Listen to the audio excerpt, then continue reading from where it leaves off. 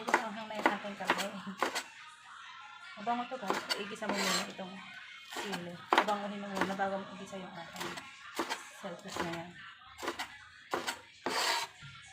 Lagyan natin ng kulay pula na sili para may kulay siya.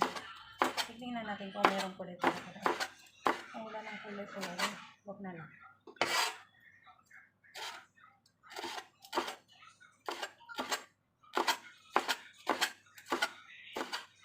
Pare ba? Ganyan lang. Okay lang siling pula.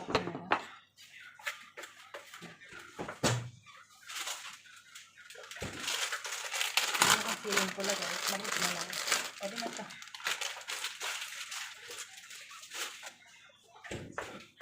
Kahit na maliit. Nasang ko. Ito kasi hindi ito niluluto. Kinakain lang. Pero dalaw na tayong sili na pampaganda. Sige. Gamitin natin ba. Masarap to guys. Crunchy.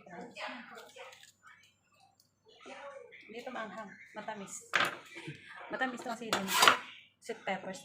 Sweet na sweet. Lalagay pa rin natin. Pagpaganda lang ito guys. Wala kaming carrot. Ayan. Diba? Ayan ang ating selfish guys. Diba? Yan ang ating panggugulay ngayon. Yung basura natin. Diyan muna yung basura natin. Huwag kayo mag-alala. Yan diba? Ayan, magigisa na tayo guys ang ating gulay. Minit naman na siya konti. Lagyan na natin ng matika. Konti lang ng matika. Maglalagay tayo ng bawang. Wangba.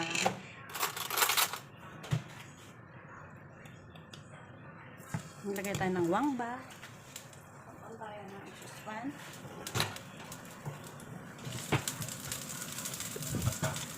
Hintabi natin yung cellphone natin. Baka tumapon. Dito lang natin ito. Ang ating wangba.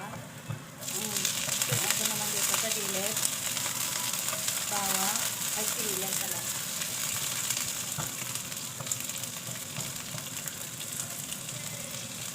Kaya natin yung bangba natin. Dahil mabang na siya.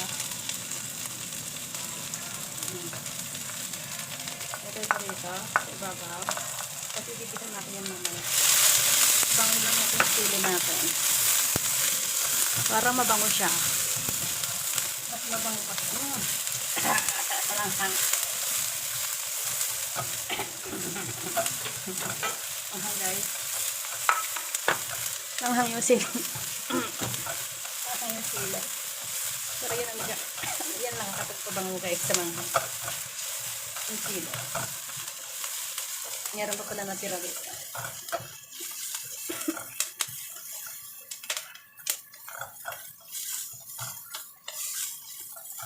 Babahin ako.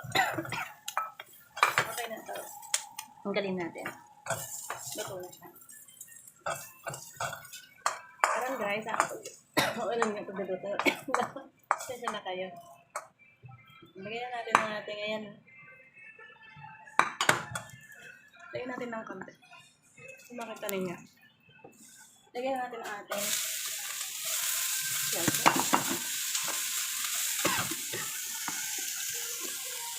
Matapang ng bahang sili.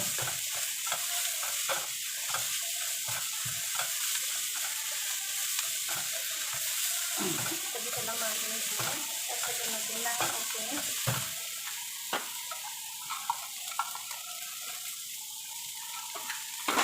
Hindi natin ang chicken powder.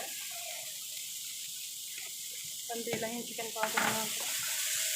Hanggang lalagyan natin ng powder.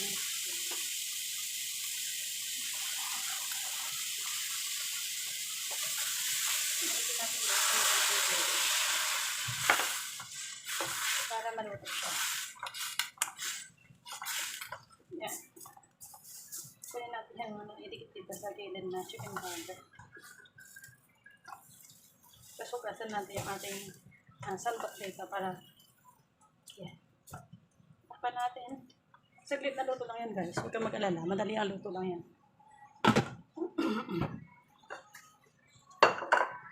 Well, okay na i-steam natin guys. Lagyan na natin siya ng sibuyas. Ito Lutuin lang natin saglit. Kasi ito, tingnan na natin kung malambot na.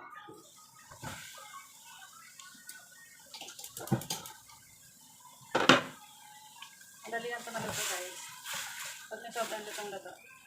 Ayan, buksan na natin siya para mag-subside na yung ating yung kanyang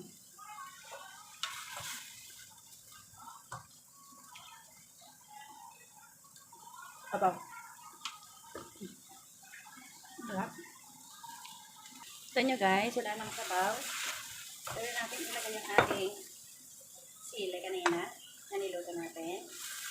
At lalagyan na natin siya ng wine. Isang kutsa lang natin hanggang sa matuyuan ng kanyang sabaw. Ang bango na. Yan lang, malakas yung apoy ninyo guys. Para nilagay nyo na yung inyong yung pangalan na ito. Wine. Okay na to. Luto na yan. Ihain na natin. At ito naglagyan ko rin yung kanina. Luto na yung natin guys. Kaya okay lang yan. Tapos isang pagka na rin natin dito yung ating gulay na dahon. Pagyan lang natin siya ng konting bawang. Kita nyo ba yan? Tapos lalagyan natin ulit ng bawang dito. Saka konting mantika. Ayan, konti lang. Ayan na yung ating niluto guys. Sarap po, diba? Yan. Ang sarap ng ating ulam ngayon. Try nyo ba yan? Ang sarap yun. Try nyo guys magluto ng ganito. Napakasarap ng ulam na yan. Ayan. Sunod na natin ang ating sunod natin ang ating dahon. Madali lang maluto yung dahon nyo guys. Kaya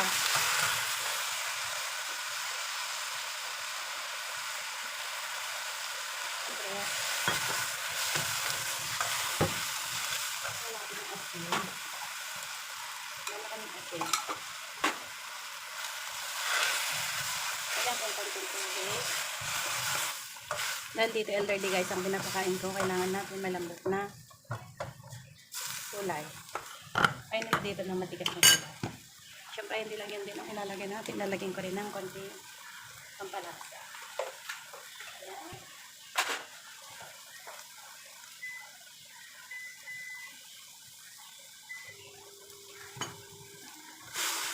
Takpan lang natin to hanggang sa maluto.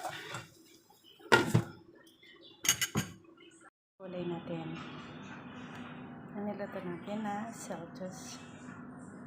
Nandiyan yung dahon niya. Andito yan. Sarap na.